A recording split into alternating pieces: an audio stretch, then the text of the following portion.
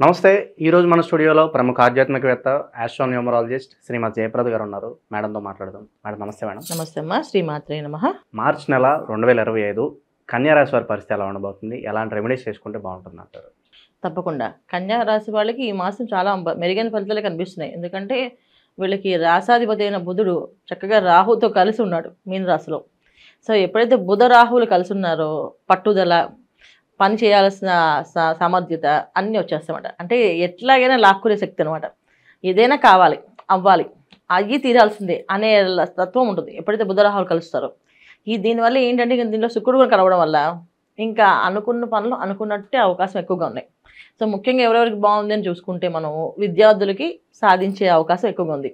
Medical స్టూడెంట్స్కి ఎక్కువగా semesters ఆగిపోయి కష్టపడి రాయలేకపోయాం, మాకు రావట్లేదు అనుకున్నా ఫుల్ మంచి రాసేస్తారు, మంచి మార్క్స్తో పాస్ అవుతారు. తర్వాత ఎలక్ట్రానిక్స్, తర్వాత రోబోటిక్స్ ఇవన్నీ నేర్చుకునే వాళ్ళ విద్యార్థులు అందరికీ మంచి మంచి ర్యాంక్స్తో పాస్ అవుతారు బ్రహ్మాండంగా. అంటే వాళ్ళ లైఫ్లో మేము ఇలా పాస్ అవుతామని అనుకోరు వాళ్ళు, అలా జరుగుతాయి.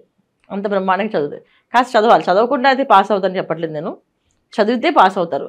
అయితే ఇంతకుముందు ఎంత చదివినా మధ్యలో అడిగెళ్ళి ఏదో ఒక మాయలో పడిపోయింది. ఎందుకంటే ఇక్కడ రాశిలో కేతు, మీన రాశిలో రాహు. ఈ రాహుకేతులు ఇద్దరు మధ్యలో ఏంటంటే ఏదో ఒక మాయ, ఏదో ఒక వ్యామోహంలో పడిపోవడం, చేస్తామనుకోని చేయలేకపోవడం, ఇవన్నీ జరుగుతుండే వాళ్ళకి. ఈసారి ఏంటంటే పట్టుదలతో కృషితో వచ్చేస్తారు.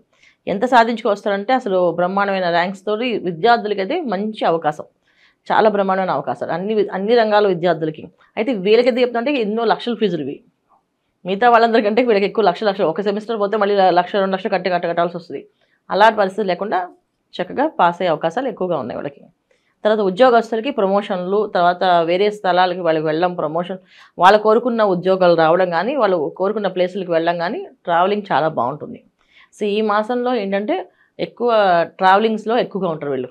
అది ఉద్యోగం బదిలీ అవ్వచ్చు, లేకపోతే వివాహ కార్యక్రమాల్లో పాల్గొనవచ్చు, ఫుల్ ట్రావెలింగ్. తర్వాత క్షేత్రాలు దర్శనం చేసుకొని రావచ్చు, కొంతమంది విహారయాత్రలకు వెళ్ళి రావచ్చు, వరల్డ్ టూర్స్కి వెళ్ళి రావచ్చు. ఇలాంటివన్నీ కూడా బ్రహ్మాండంగా కనిపిస్తున్నాయి వాళ్ళకి. మరి ఈ యాత్రలు వాళ్ళకి లాభదాయకంగానే ఉంటాయి అంటారు? మొత్తం అన్నీ లాభదాయకంగా. వీళ్ళంటే డబ్బు విపరీతంగా ఖర్చు అవుతుంది, అప్పు చేసేనే ఖర్చు పెడతారు. ఆ అప్పు చేయకుండా ఖర్చు పెట్టగలిగితే అది సామర్థ్యత వీళ్ళది.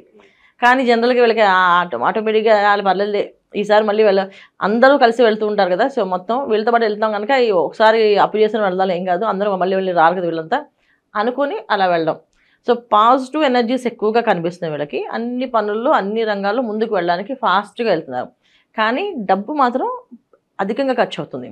ఒకటి అప్పు చేసి ఖర్చు పెడుతున్నారు, ఒకటి ఉన్న డబ్బు వాడేయడం అలా జరుగుతుంది. అవి కాకుండా జాగ్రత్తగా ప్లానింగ్, ఇక్కడ వీళ్ళకి కావాల్సిన ఈ మాసం ఏంటంటే డబ్బులు ఎలా ఖర్చు పెట్టాలి, ఎంతవరకు ఖర్చు పెట్టాలి అనేది ఆలోచించుకొని ఖర్చు పెట్టాలి. ఎందుకంటే ₹1 ఖర్చు పెట్టే ప్లేస్లో ₹10 ఖర్చు అవకాశం కన్యా రాశి వాళ్ళకి ఎక్కువగా ఉంది.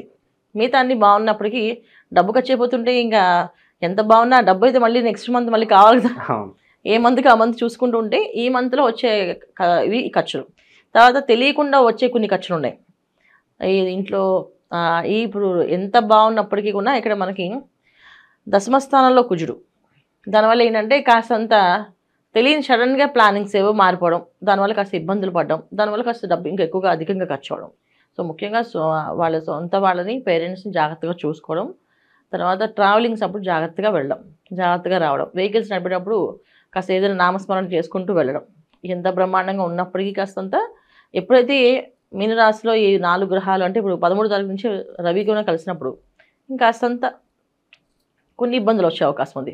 అవి ఈ ఇబ్బందులు ఆ ఇబ్బందులు చెప్పను కానీ కాస్త మొత్తం అయితే వస్తాయి. జాగ్రత్తగా ఉండడం చాలా ముఖ్యమైన అవసరం వీళ్ళకి. తర్వాత రాజకీయ నాయకుల్లో ఉండే వాళ్ళకి రాజకీయ పరంగా చాలా బాగుంటుంది. తర్వాత మీడియా రంగంలో పనిచేసే వాళ్ళకి యోగం చాలా బ్రహ్మాండంగా ఉంది. వివాహ ప్రయత్నాలు చేసే వాళ్ళకి వివాహాలు అయ్యే అవకాశం ఉంది, మంచి కుటుంబాలకు వెళ్ళే అవకాశం ఉంది, మంచి కుటుంబాలు కలవడం, మంచి కుటుంబాలు రావడం అనేది జరుగుతుంది చక్కగా. సంతాన యోగం బాగుంది. తర్వాత దీర్ఘకాల రోగాల నివారణ, అంటే ఎప్పటి నుంచో ఒక వ్యాధి వీళ్ళు పీడిస్తుంది, దానికి మందు దొరకట్లేదు, అది దొరికి హ్యాపీగా వీళ్ళు బయటపడతారు, ఆ దీర్ఘకాల నివారణ అయిపోతుంది. తర్వాత రుణ విముక్తి, ఎప్పటి నుంచో రుణం అప్పు తీర్చాలి అని కూడా అది తీయడం అవుతుంది. అదేంటంటే ల్యాండ్స్ కొనడమో ల్యాండ్స్ అమ్మడమో జరుగుతుంది వీళ్ళకి. స్థలాలు కొనడం అమ్మడం అనేది కూడా వీళ్ళకి లాభాల్లాగా ఉంటుంది. రియల్ ఎస్టేట్ రంగంలో వాళ్ళకి చాలా బ్రహ్మాండంగా మెరుగైన ఫలితాలు కనిపిస్తున్నాయి.